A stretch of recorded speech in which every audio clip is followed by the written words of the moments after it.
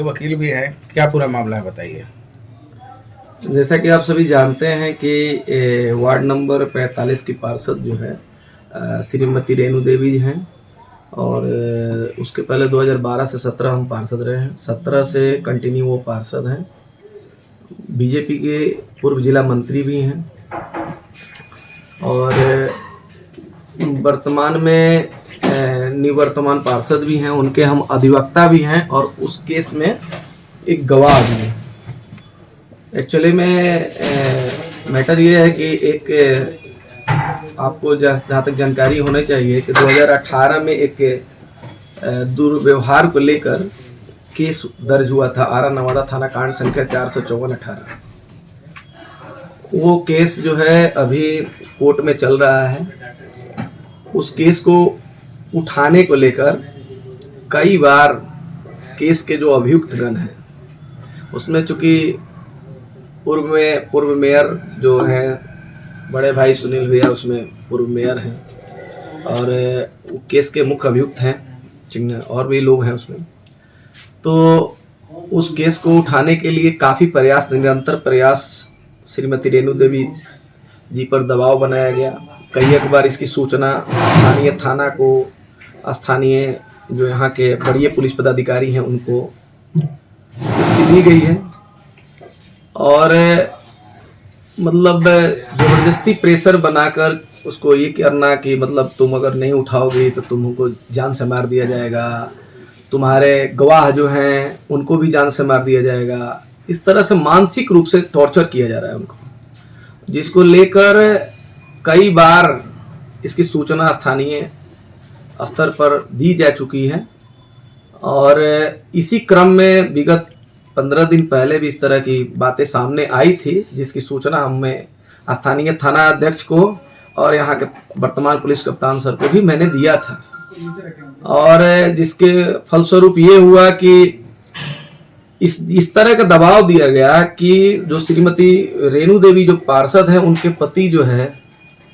मतलब इतना डिस्टर्ब हो गए कि उनका बीपी हाई हो गया और इस क्रम में उनकी स्थिति ये हुई कि वो पैरालिसिस के शिकार भी हो गए। और जब उनको इलाज मानवता का इतना शर्मसार देखिए हुआ कि जब इलाज कराने के लिए उनको एक निजी क्लिनिक जज कोठी के पास जब भर्ती कराया गया तो वहां तक भी इन लोगों ने पीछा नहीं छोड़ा और वहां तक भी जो है दिनांक 16 तारीख को देवी ने अपने मोबाइल से कॉल करके सूचना दी कि देखिए यहाँ पर हमारे क्लिनिक में कुछ दबंग लोग आए हुए हैं और वो बोल रहे हैं कि आप इस वक्त साइन कर दीजिए, आपका हस्बैंड का जो इलाज हो रहा है वो सारा का सारा फ्री हो जाएगा, ठीक ना।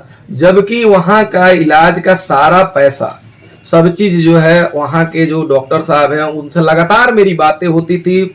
ऐसा किसी प्रकार का कोई उनसे कोई लगाव नहीं था, कोई पहले से बात भी नहीं था।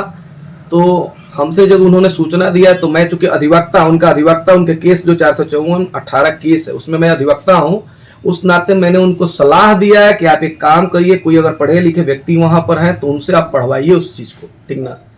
तो उन्होंने वहाँ पर उनके जो एक रिलेटिव थे उनसे उन्होंने पढ़वाया उस पेपर को।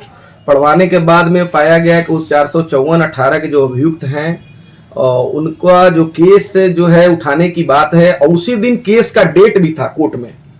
आरा व्यवहार न्यायालय में कोर्ट में SC/ST जो कोर्ट है उसमें उस दिन 16 तारीख को डेट भी था। हमें इस मामले को लेकर वीडियो जो वायरल किया गया है उसमें मतलब क्या वही वीडियो है जो रेणु देवी? हाँ, एक्चुअली में देखिए क्या हुआ कि जब हम कोलकाता से वापस आए तो हमने सबसे पहले जब हम गए हम कोर्ट में गए तो उसके लिए चूंकि केस में भी उसको ये करना था और क्योंकि माननीय जो पार्षद हैं महिला हैं तो थाने में उन्होंने एक आवेदन भी ये दिया है, आप देख सकते हैं, पढ़ सकते हैं। ये सारे ये आवेदन भी स्थानीय थाना अध्यक्ष को मिलकर दी थी। चूंकि हम अधिवक्ता हैं तो हम भी उनके साथ थे, ठीक ना। आवेदन में ऑलरेडी ये पूरा घटना को CCTV फुटेज जो है लगा हुआ जो वहाँ पर उसकी जांच करने के लिए मांग की गई थी, ठीक ना। जिसमें कल एक्चुअली में उन्होंने जो ये मामला जो अपने पास रजिस्टर्ड किया है उस को लेकर जो उमेश प्रसाद जी जो वहाँ के जो इंचार्ज जो हैं वो हमको फ़ोन किए थे कि आप आइए, तो हम लोग गए थे वहां पर गए तो पाए कि वहां पर जो डॉक्टर साहब ने सीसीटीवी फुटेज दिया था उनके समक्ष ही दिया था। तो उस सीसीटीवी फुटेज को जब देखा गया तो मुझे तो बहुत बड़ा आश्चर्य हुआ कि इस तरह से भी हो सकता है क्या। मानवता का बताइए, वहां पर कोई जिंदगी और मौत से जूझ रहा है, एक महादलित महिला है, और वहां पर घुस के उनके कमरे में घुस के और आप पेपर लेकर और कह रहे हैं कि कीजिए, नहीं तो आपको घर पर आकर करना पड़ेगा। और मैंने तो एक की पहचान हम लोगों ने कर रखा है। उनका जो नाम है, जैसा कि हमको देखने में पहले भी उन्होंने उनका आपराधिक इतिहास भी रहा है वो? उनका नाम आकाश कुमार करके है, जो कि उस केस के जो अभियुक्त हैं उनके साथ ही वो रहते हैं।